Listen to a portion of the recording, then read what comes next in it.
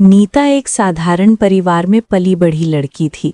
उसके सपने बहुत बड़े नहीं थे, लेकिन सच्चे थे। वो चाहती थी कि उसकी शादी ऐसे इंसान से हो जो उसे समझे, उसका सम्मान करे और जिसके साथ वो अपनी पूरी जिंदगी सुकून से बिता सके। उसके लिए शादी कोई सौदा नहीं थी, बल्कि एक ऐसा रिश्ता था जिसमें दो लोग एक दूसरे का सहारा बनते हैं। जब उसके माता पिता ने रवि का रिश्ता तय किया तो नीता ने बिना ज्यादा सवाल किए हामी भर दी। उसे लगा उसके बड़े जो उसके भले के लिए सोचते हैं वो कभी गलत फैसला नहीं करेंगे। रवि पढ़ा लिखा, समझदार और दिखने में भी ठीक ठाक था। शादी धूमधाम से हुई। नीता नए सपनों के साथ ससुराल आई, लेकिन शादी की पहली ही रात उसे कुछ अजीब सा महसूस हुआ। रवि कमरे में मौजूद तो था, लेकिन उसका मन कहीं और भटका हुआ लग रहा था। उसने नीता से ज्यादा बात नहीं की, बस औपचारिक शब्दों में कुछ कहा और फिर चुप हो गया। नीता ने खुद को समझाया कि शायद नई शादी है, नए रिश्ते हैं, इसलिए थोड़ा समय लगेगा। अगले दिन से ही नीता ने एक अच्छी बहू और पत्नी बनने की पूरी कोशिश की। वो सुबह सबसे पहले उठती, घर के काम करती, सबका ख्याल रखती और रवि से बात करने का हर छोटा मौका ढूंढती। लेकिन रवि हर बार या तो चुप रहता या बात को टाल देता। उसकी आंखों में अपनापन नहीं था, नहीं उसकी आवाज में कोई भाव। नीता को धीरे धीरे एहसास होने लगा कि वो इस रिश्ते में अकेली है।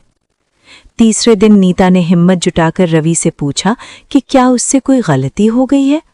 रवि ने कोई सीधा जवाब नहीं दिया। उसकी चुप्पी ने नीता को अंदर तक हिला दिया। वो समझ नहीं पा रही थी कि बिना गलती किए भी कोई इतना अनदेखा कैसे किया जा सकता है। उस रात नीता बहुत देर तक जागती रही, छत को देखते हुए सोचती रही कि आखिर उसकी जिंदगी में क्या कमी रह गई। 5वें दिन वो सच्चाई सामने आई जिसने नीता की उम्मीदों को पूरी तरह तोड़ दिया। रवि ने साफ शब्दों में कह दिया कि वो उससे प्यार नहीं करता। उसने बताया कि उसके दिल में कोई और है, माया। वो माया से बहुत प्यार करता था, लेकिन परिस्थितियों और परिवार के दबाव में उससे शादी नहीं कर सका। रवि के लिए ये एक स्वीकारोक्ति थी, लेकिन नीता के लिए ये उसके पूरे अस्तित्व पर चोट थी।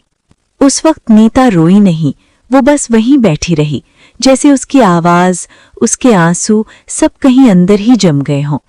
उस रात उसने पहली बार अपने तकिए में मुंह छुपाकर बिना आवाज किए रोया। वो नहीं चाहती थी कि कोई उसकी कमजोरी देखे।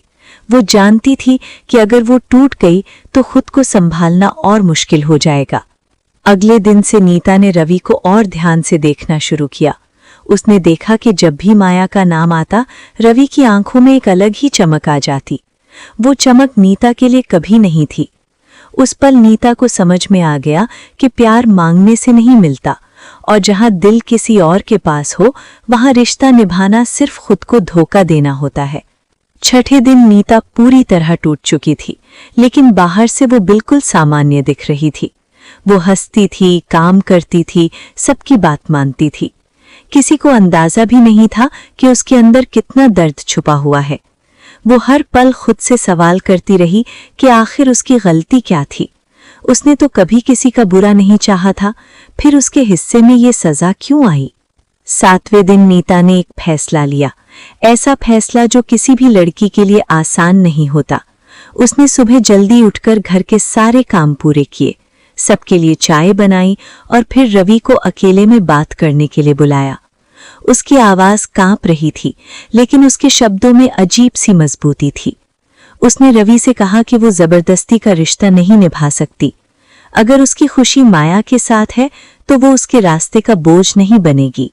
नीता ने कहा कि वो हर दिन खुद को मारकर इस रिश्ते को नहीं निभा सकती। उसने रवि से उसे आजाद करने को कहा। ये कहते हुए उसके हाथ कांप रहे थे, लेकिन उसकी आंखों में आंसू नहीं थे। वो आंसू शायद पहले ही खत्म हो चुके थे। रवि उस वक्त कुछ नहीं बोल पाया।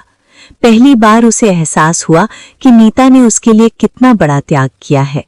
नीता ने 7 दिन की शादी को खुद ही पीछे छोड़ दिया। वो अपने मायके लौट आई, लेकिन उसका दिल वहीं कहीं टूट कर रह गया। समाज ने सवाल किए, रिश्तेदारों ने बातें बनाई, लेकिन किसी ने ये नहीं पूछा कि उन 7 दिनों में नीता ने कितनी बार खुद को समझाया, कितनी बार खुद को संभाला और कितनी बार चुपचाप रोई। समय बीत गया। रवि और माया की जिंदगी आगे बढ़ गई, लेकिन नीता के लिए जिंदगी वहीं रुक सी गई थी।